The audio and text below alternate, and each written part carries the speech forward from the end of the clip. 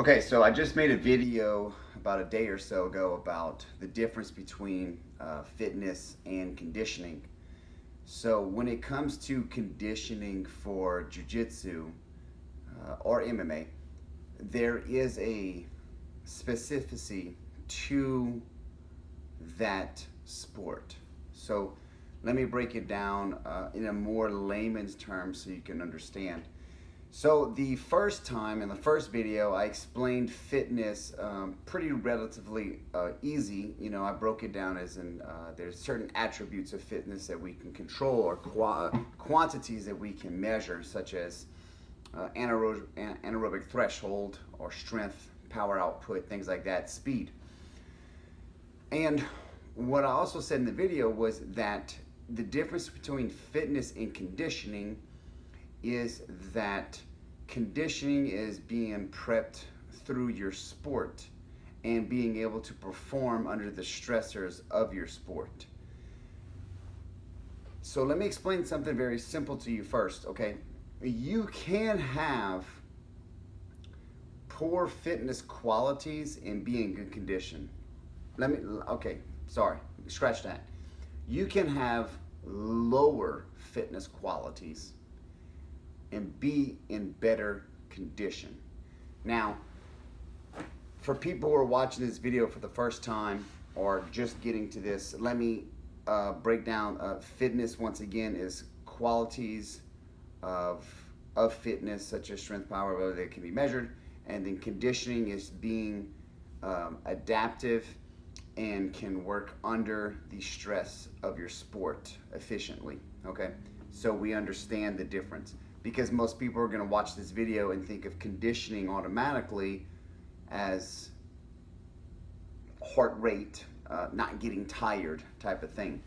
So, and as a strength coach, I understand that, you know, because when I refer to conditioning to someone, we understand that we're talking about not being tired in their sport, okay? So in this aspect, I am specifically speaking to fitness and conditioning being separate, okay? Now they work together, but they're separate. So I'm gonna break it down in layman's terms like I said, okay? So people who are into jiu-jitsu, I am going to give you an example. When you are a white belt and a blue belt, you often rely upon the physical capabilities of your body to perform under your stress. This is because you are not efficient at movement, okay? You are not efficient with techniques. You do not understand them. You may know them, but you do not understand them. You cannot physically perform them efficiently. So by default, you naturally use more effort. Now, as you begin to use more effort, you become tired. My conditioning must be poor. I'm gonna go train harder now. Not necessarily train harder in the BJJ mats, but I'm gonna now go run sprints, and I'm gonna gas myself to death. So that way I can push the pace. Now this is a logical theory, and for the most part at the beginning it does work very, very well, simply for the fact that all beginners are kind of crazy. They don't know what they're doing. So if you can simply outwork the other person, you're gonna win. This is why wrestlers do so unbelievably well. They don't really know shit about jiu-jitsu, but their work ethic is through the roof. And so as they enter into BJJ, their work effort destroys the physical capabilities of their opponents, not necessarily their techniques. Once they get to the position they need and they can hold it thanks to the background of wrestling, then the sloppy techniques are still useful because the other person may be completely gassed out from having to try to keep that type of pace with you. So that is the BJJ example, okay? You're using more effort, okay? Every time your technique efficiency is low, you're going to expend more energy. This is why, time and time again, it's happened to me, it's happened to my coaches, and it will happen to every single person who walks through the fucking door, is that you expend more energy as a lower belt, and you simply expend less energy as a higher belt. And more often, you will see the higher belts not as in fitness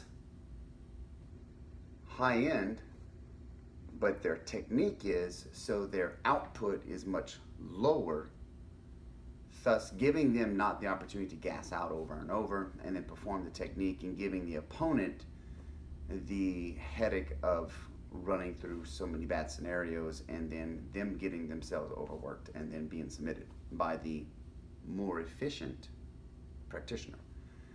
This is the same for MMA. Now, from an MMA standpoint,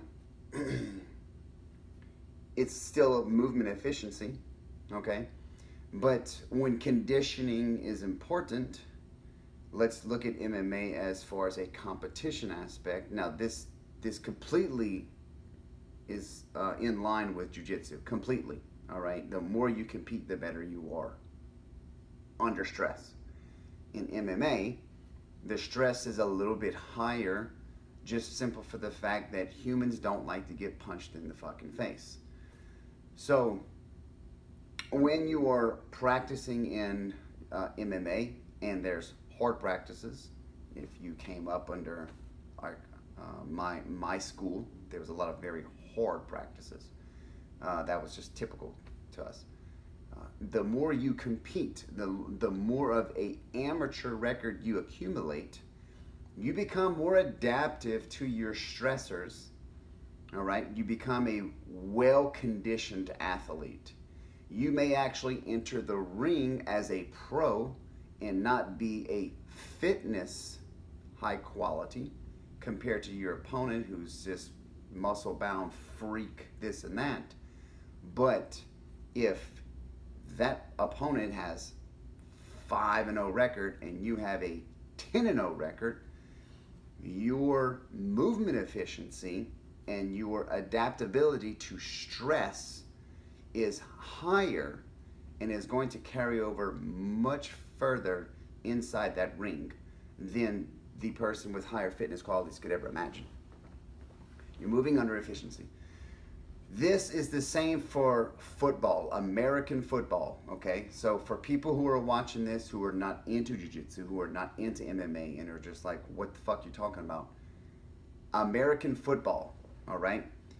The off-season of American football mainly consists of 4-day-a-week off-season workouts. Just for examples, Monday, Tuesday, Thursday, Friday, okay? You may have agility and recovery days in between and this and that, but regardless, Monday, Tuesday, Thursday, Friday, off season.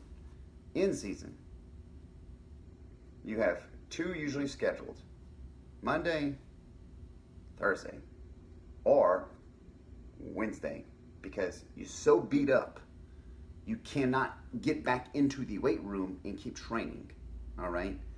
As the weeks progress through the season, the accumulative fatigue and abuse upon the body in American football becomes so high that going back into the weight room for 3-4 workouts is absolutely ludicrous. You are now practicing much more than you were during the off season, and so all these things are beginning to accumulate extra stressors upon your body.